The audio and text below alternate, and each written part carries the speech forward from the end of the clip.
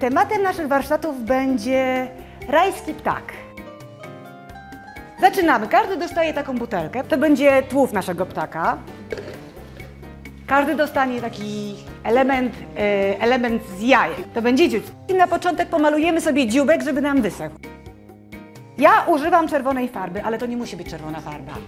Teraz zabieram się za robienie tułowia. Wymierzam sobie papierem, prawda, ile mniej więcej potrzebuję. Czyli w sumie to długość tej kartki jest wystarczająca, tylko że kartka jest za szeroka. Czyli mniej więcej wycinam to tak w połowie. Ponieważ używam fioletowego papieru i chcę, żeby była kolorystyka, postanowiłam użyć trochę białego.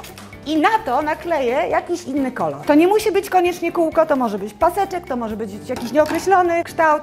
To zależy wszystko od nas. Obkręcam go i kładę troszeczkę kleju na koniec. Klej jest dosyć gęsty, także szybko powinno Wam to się ładnie przykleić. I mam już początek mojego ptaka. Teraz będę robiła ogon. Pigułka jest strasznie fajna, bo jest kolorowa, cieniutka i taka powiewna. Ja użyję do tego ptaka na przykład 3 kolorów.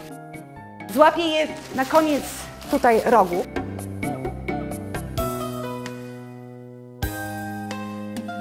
Wsadzę go do środka. I troszeczkę go tu wyciągnę. Odkładam to na bok. Chcę jeszcze teraz zrobić ładną dekorację na tym. Bo nasz dziełek cały czas schnie, tak? Ale kiedy to udekoruję, czyli naklejamy też, można biały papier kolorowy na to nakleić, różne kolorowe wzory, ale pamiętajcie, że tam też muszą być oczy. I jak już będziemy mieli te oczy też tutaj, posmarujemy sobie klejem tutaj.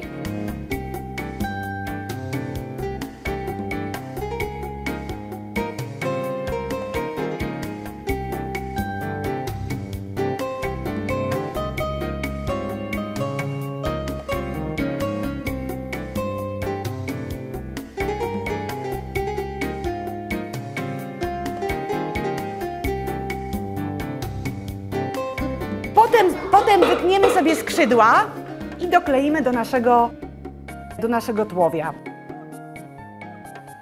To jest nasz ogon, ale możemy również do tego ogona jeszcze dodać więcej dekoracji, wycinając podłużne paski, dekorując je, przyklejając w różnych miejscach, w końcu ptaka. I ten ptak będzie bardzo kolorowy.